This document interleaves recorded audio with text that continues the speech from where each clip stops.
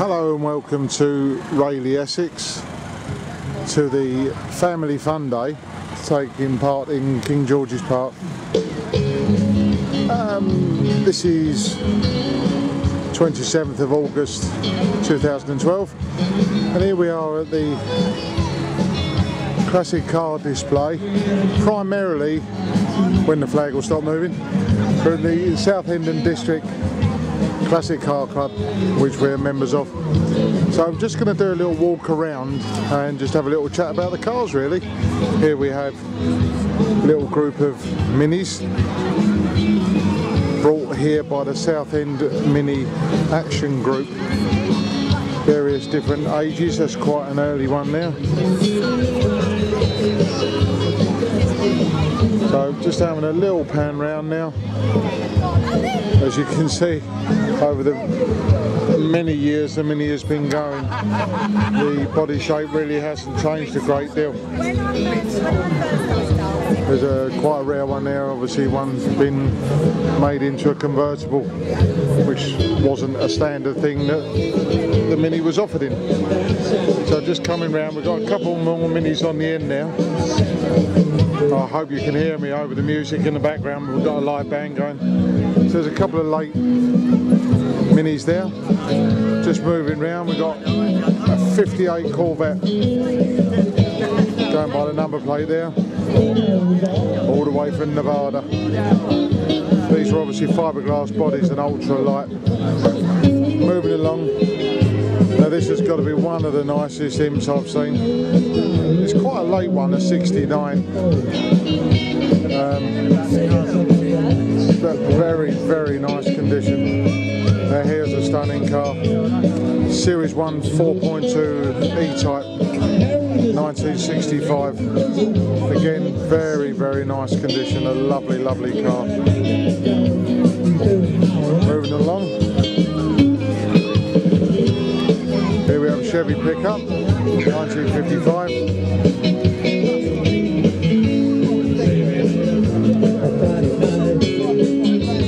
Non-standard engine there, big old V8 in there. As you can see, the bodywork has been rubbed down, left to give it the old weathered look, and lacquered for protection, so that is actually a finished article. Very, very nice truck, just going to be featured in a film, Hard Shoulder, which is due to come out soon.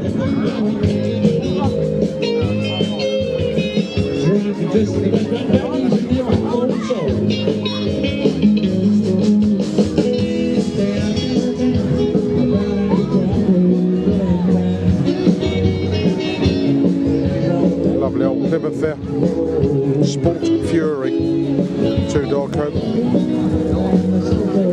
From the sublime to ridiculous, a very, very, very presentable Fiat 500. I've just been nearly run over by a Lambretta scooter.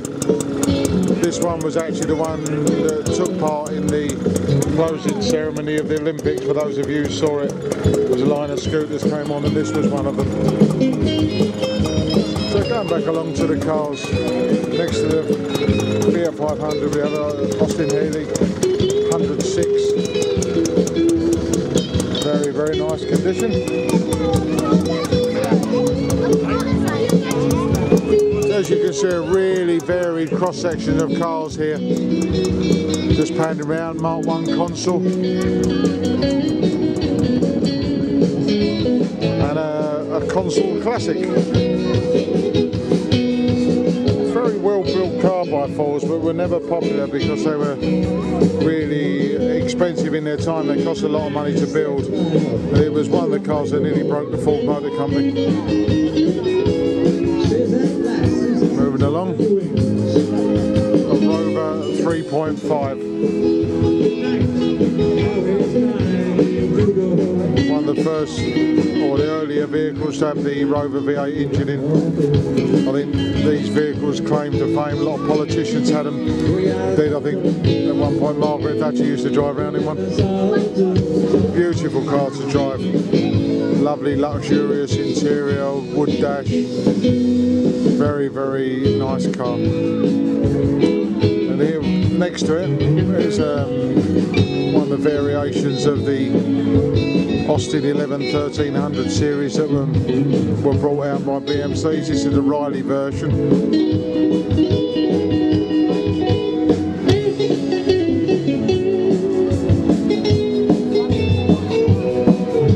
Called the Rayleigh 1300.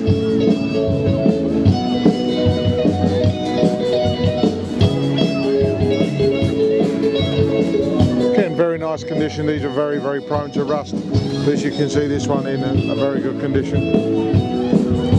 Moving along, we seem to have quite a good turnout of classic Mercedes. Let's move along now. 4-door saloon, I believe that's a 190. Moving along, we've got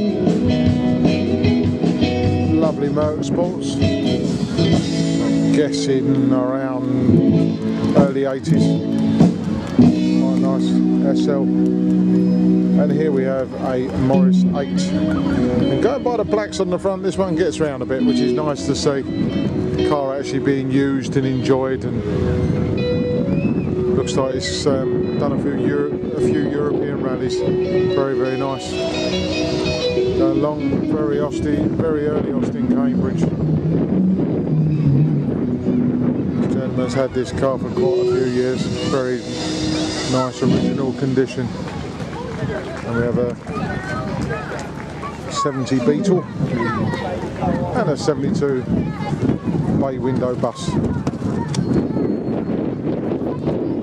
just moving around the end here, just panning around the side of the bus, and we'll go around and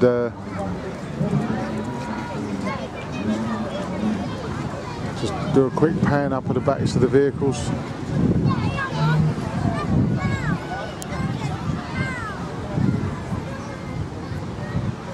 You can see how the styles have changed over the years, and indeed how the cars are laid out. When you've got the VW camper and the Beetle there with rear air-cooled engines. You've got the Austin Cambridge with a conventional setup. You know, bonnet, engine in the front, boot at the back, 4-door. Then you go to the little Morris 8. As you can see, no boot for luggage space. So what you had to do there, anything you want to carry either went behind the back seat, which was normally popped forward, or you got a bracket there where the number plate is that you could drop down and put your trunk or your picnic basket or whatever you wanted to put on there. Then come along, the Mercedes Sports is a 300 SL model going by the badge on the back. And the Mercedes is actually a 280S. This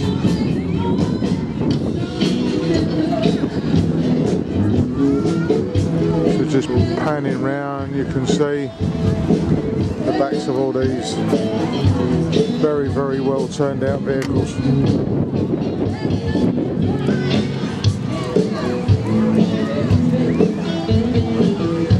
Again, another rear engine car, the little Fiat 500. Tiny, tiny little car. I remember driving one of these that we had in the repair once, and I could actually drive along and do hand signals out the left-hand window without moving out of my seat. But they are very, very small car. Back end of the 55 Chevy, all looking very nice, and faded paint effect. But beautiful E-Type. Beautiful Series 1 4.2 E-Type. And then going around to the Hillman Imp that we saw earlier, you can see the amount of care and attention to detail that's been carried out on this car. I mean, that engine bay is probably better than any of the ones I used to work on all those years ago. Very, very nice. I wish I'd have been all that clean when I was working on them. And a beautiful interior of this 58 Corvette. How about that for stunning, stunning design. Absolutely gorgeous. The thing is, talking to a few of these owners, we were going through the fact that now obviously a lot of these cars are worth an awful lot of money, and most of the owners just want to enjoy them and really sort of make the most of owning their cars. So although it's nice to have a car that's worth money, it can almost be a liability. You're trying to leave them anywhere and things like that. But it's nice that they feel they can bring them to these shows and be happy to leave them for everyone to enjoy. Jaguar Mark II, 3.4 litre, chrome wires, very, very nice. Very sought after car. There's a car that people refer to as a Sweeney car. Nice old Mark I Granada, unusual in black. Again, very, very nice. Good old ESSEX V6 engine in it. Now here's an interesting little Triumph. Not sure of the model, but as you can see, quite a nice condition. You know, really not bad, quite presentable. And then if you look on the front, the owner has put a picture of it on the front, which I can only assume is how it was when it was found. So as you can see, quite a lot of work's gone into getting it into the condition it's in now. And moving along, Morris Cowley. Not sure on a year for that. Again, very, very nice condition. As you can see, there's quite a lot of people around enjoying these cars and the entertainment in the background and just making a real nice day of it. Here we have a Vauxhall Cresta, PC if I'm not mistaken. We have a big old straight six in it as well. Unusual little kit car called a Marlin. A couple of posers standing there while I'm taking the video. Unusual body, I don't remember the Marlins looking like that, so whether this is a particular year they had a different body. Now this is the Mercedes 190. As I say, these early Mercedes now are getting very, very collectible and very popular.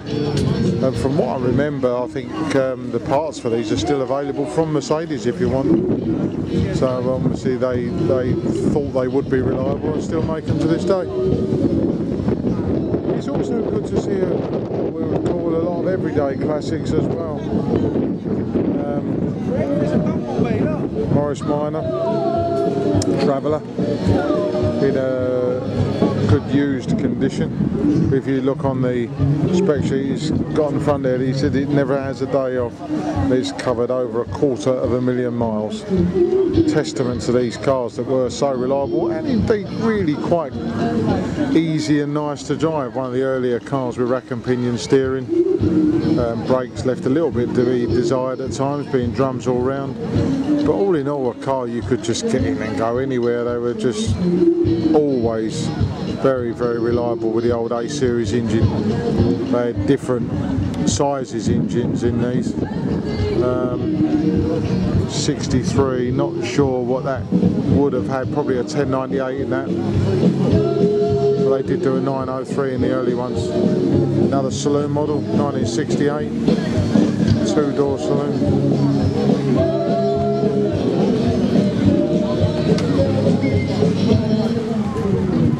Along to our Merc Sports again. Second Merc Sports we've got here today. And here was a lovely car and it's time, top of the range, Mark IV Zodiac. These were Ford's equivalent to the sort of top of the range Scorpio. Really luxury car. Again, ESSEX V6 3 litre engine in them. Here's a very nice example, early Mercedes Sports. Very, very nice.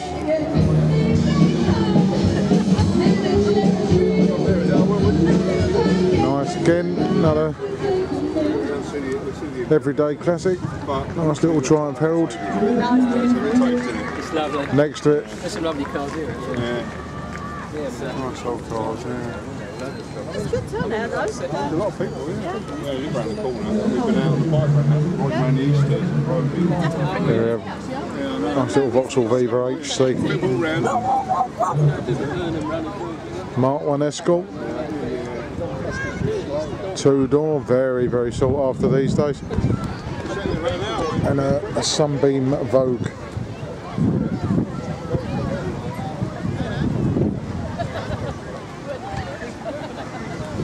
So again, just coming round the side of this, giving you an overall shot of the row of cars. So we'll just go around the side now. All the back views of the cars and people enjoying the day.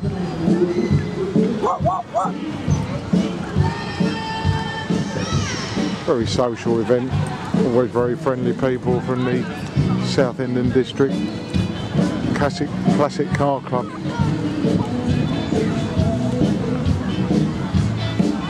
A beautiful old Mercedes there, very, very nice. The back end of the Zodiac, you can always tell the back end of the Zodiac of the chrome with the reflectors going right the way across the back. 450 SL Mercedes with a big V8 in it. In the Morris Minor you can see these travellers all had like a distinctive wooden frame on the back.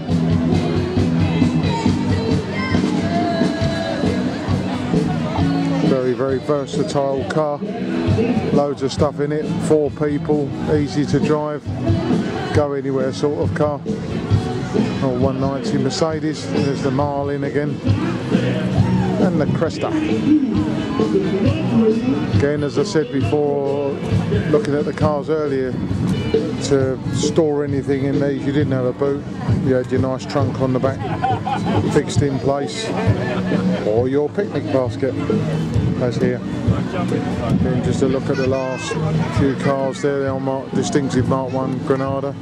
GXL model, that, quite a high spec model of its time. Mark 2 Jaguar and the E-Type. The E-Type Series 3 V12 engine, 4 Stromberg carburetors. This one's a later one. Put my anorak on here, you can normally tell by the twin exhaust outlets as opposed to the early ones which had 4 exhaust outlets. So just going around, we've got a last little group here. Last and by no means least, first one in the row, my own pride and joy, 1961 Chrysler New Yorker 4-door hardtop, the only 61 New Yorker 4-door hardtop in the UK. Obviously 4-door pillarless, that's why they called it a hardtop. They put the rib in the hardtop to strengthen it up a bit. Rare car, I've owned it for around about 8 years now. Done quite a lot of work to get it to this sort of condition. Still needs work done, but as with anything, it's all ongoing. You're always finding bits and pieces to do on them. So just moving along. People are admiring all the lovely old classic cars. There's another one in our collection. 1937 Derby Bentley 4 1/4 with a James Young Sports Saloon body. Acquired this along with a friend of mine some 3 years ago, but it hasn't been on the road until very recently. So it's a new one out in the classic car world. It's been off the road for something like 8 years now, but it's good that it's out and about again. Oldsmobile Super 88, 1959, 2-door coupe. Again, typical American outlandish design. And we have a Chevy Camaro on the end.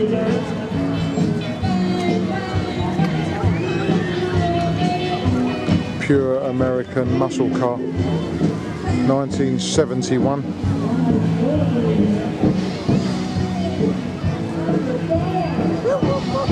.350 cubic inch, 330 horsepower it claims on the bonnet, and I've got no reason to disbelieve that. It certainly looks a fast car. Again, as with the American stuff, you just got to look at the back ends because they're always a bit special. Here's the Camaro, nice recessed rear lights, built-in spoiler on the boot and the back wings, very, very nice. Moving along to the olds. That styling on those rear lights built into the back wings with the reflectors underneath and the reversing lights in the bumper, and it's just pure American over the top design. And coming along to my old Bentley. On this, even though it's 1937, you had the luxury of a boot, but that boot pulled down and you had an open area where you could still strap the trunk on outside. You also had a boot space inside as well.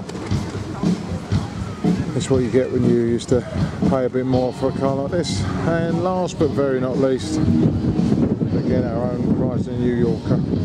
How about that for a bit of rear end car styling?